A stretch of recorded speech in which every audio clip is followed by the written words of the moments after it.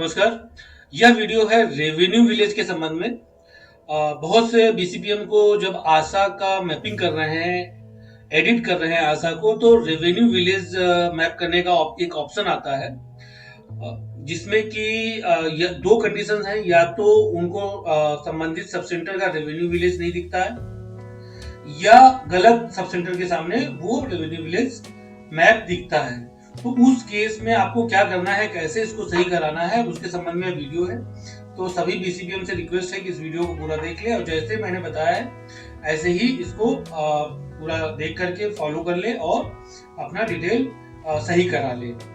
DCPM और regional managers भी इस वीडियो को देख ले और अपना फॉलो कर करके बीसीपीएम से आप रेवेन्यू विलेज करेक्ट करा सकते हैं। देखिए, जब आशा का आप लोग आधार ऑथेंटिकेशन करते हैं तो या तो आधार सक्सेसफुली आइडेंटिफाइड ऑथेंटिकेटेड करके मैसेज आ जाता है, या इस तरीके की एरर आती है जो कि आपको राइट साइड में दिख रही है, basic attributes of demographic data did not match. तो जब ऐसा मैसेज आता है तो फिर आपको आशा की डिटेल आपको एडिट करनी पड़ती है। आशा नेम, जेंडर और डेट ऑफ बर्थ, तीन ये इंफॉर्मेशन जो आपको लेफ्ट हैंड साइड में दिख रही है, इनमें से आपको कोई भी एक ऐसी इंफॉर्मेशन है जो आधार से मैच नहीं कर रही है। तो जब आप एडिट करने के लिए जाते हैं तो ये इस तरीके से एडिट करते हैं। आशा का डिटेल आप ओपन करते हैं, तो इसमें बिल्कुल लास्ट में जाएंगे, देखेंगे एडिट करके एक बटन दिख रही है, उस पर क्लिक करेंगे तो इंफॉर्मेशन एडिट करने का एक फॉर्म खुल के आ जाता है। वह फॉर्म इस तरीके से होगा, इसमें जो भी इंफॉर्मेशन आपको दिख रही है ये सब आपको देखनी है, और उसमें से तीन इंफॉर्मेशन, आशा का नाम, आशा का डेट ऑफ बर्थ और आशा का जेंडर, ठीक है, जो कि फीमेल होना चाहिए, ये तीनों बिल्कुल वैसे ही होनी चाहिए जैसे कि आधार कार्ड में। अब इसमें एक इंफॉर्मेशन है रेवेन्यू मेन विलेज करके, जो मैंने अलग से हाईलाइट कर रखा है। इसमें आप ड्रॉप डाउन ऑप्शन होता है, यहाँ पर जाकर के सब सेंटर का आपको रेवेन्यू विलेज मैप करना होता है। तो कई बार ऐसा होता है कि या तो आपको इस ड्रॉप डाउन ऑप्शन में वो रेवेन्यू विलेज दिखेगा ही नहीं, और दिखेगा भी तो गलत सब सेंटर के सामने दिखता है। तो उस केस में हम इसको कैसे सही कराएंगे?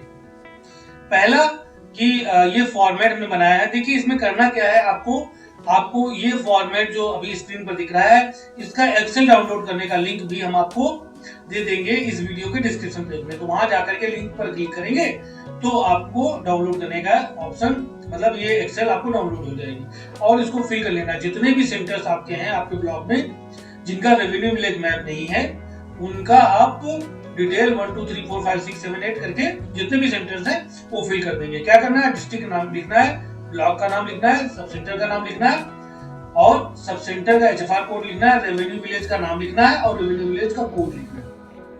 यह करना है उस केस में जब नया रेवेन्यू विलेज ऐड करना है, यानी कि वो दिख ही नहीं रहा, ठीक है, तब ये वाला फॉर्मेट यूज होगा।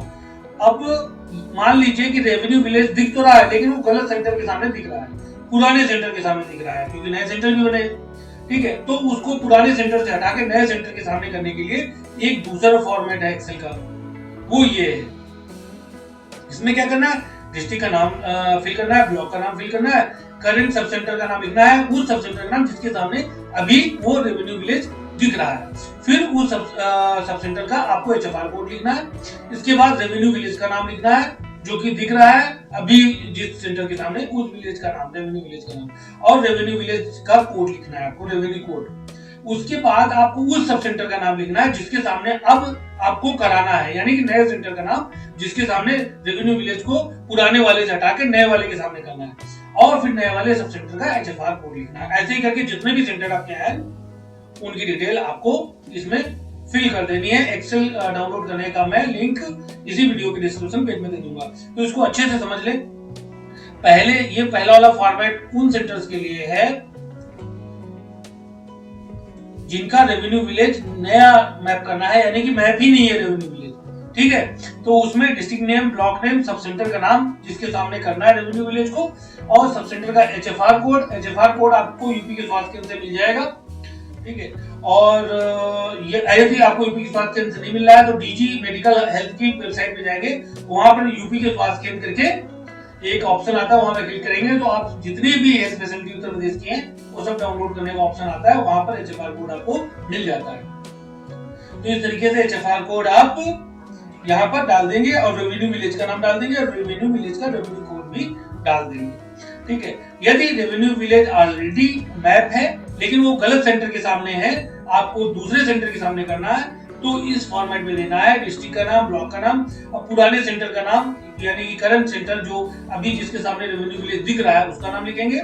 उसके बाद उसी सेंटर का HFR ID लिखेंगे। उसके बाद रेवेन्यू विलेज का नाम लिखेंगे, जस्ट उसके बाद रेवेन्यू कोड लिख देंगे उस विलेज का, और फिर उसके बाद उस सेंटर का नाम लिखेंगे जो सेंटर के सामने अब आपको इस रेवेन्यू विलेज को ले जाना है, और फिर उसके बाद उसी सेंटर का आपको HFR कोड लिखना है। ये सब फिल करने के बाद आप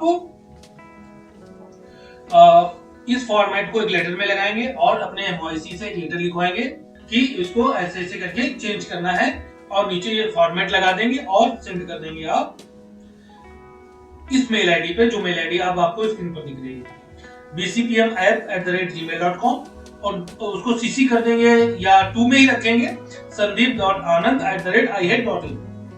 तो इन मेल आईडीज पर आप वो लेटर विद फॉर्मेट आप सेंड कर देंगे। इसको नोट कर लें आप मेल आईडी को, आपको स्क्रीन पर दिख रही है। इसके जस्ट बाद आप क्या करेंगे, 2 नंबर आपको दिख रहे हैं, इन नंबर्स के व्हाट्सएप पर भी आप वो लेटर और फॉर्मेट आप सेंड कर देंगे। आप चाहे तो इनको कॉल करके बता भी सकते हैं कि हमने ऐसे ऐसे मेल किया है। इसके बाद TSU आपका बैकएंड से डेटा अपलोड कर देगा, और 24 आवर्स का टाइम लगता है। आप मेल करेंगे, उसको 24 आवर्स के अंदर वो ये मैपिंग कर देंगे। तो बहुत इजी प्रोसेस था, इसको आपको करना है। मैं फिर से बता देता हूं कि इस तरीके के अगर आपको एरर आ रही है तो फिर आपको क्या करना है, आपको आशा का एडिट करना है इन्फॉर्मेशन। जब एडिट करेंगे तो ये फॉर्म फिल करने का ऑप्शन आता है, इसमें रेवेन्यू विलेज मैप करने का ऑप्शन आता है। यदि रेवेन्यू विलेज आपको या तो दिख नहीं रहा है या गलत सेंटर के सामने दिख रहा है, तो आपको 2 फॉर्मेट हमने दिए हैं। ये पहला वाला फॉर्मेट उस सेंटर के लिए है जहां रेवेन्यू विलेज ऐड करना है, रेवेन्यू विलेज नहीं दिख रहा है। ठीक है, district name, block name, sub centre का नाम, सब सेंटर का HFR कोड, फिर रेवेन्यू विलेज का नाम और रेवेन्यू विलेज का कोड, ये डाल देंगे जितने भी सेंटर आपके ब्लॉक में है।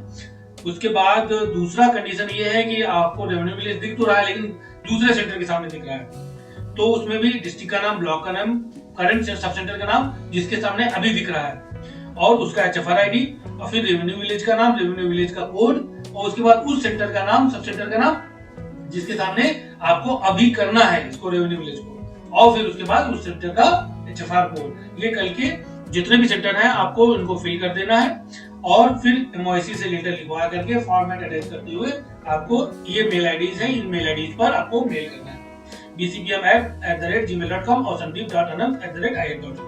इसके बाद 2 कॉन्टेक्ट नंबर्स हैं, ये यूपीटीएसयू